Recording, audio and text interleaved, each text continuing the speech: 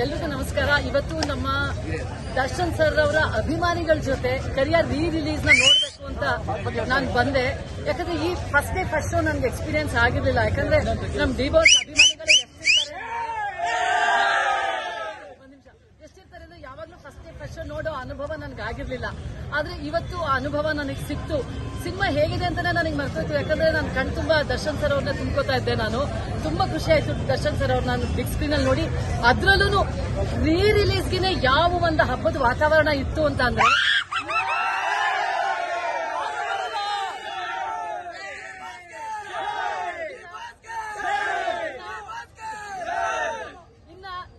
Darshan sir ಆದಷ್ಟು ಬೇಗ ನೀವು ಬಂದು ನಿಮ್ಮ ಡೆವಿಲ್ ಸಿನಿಮಾನ ಫಸ್ಟ್ ಶೋ ನೋಡಿ.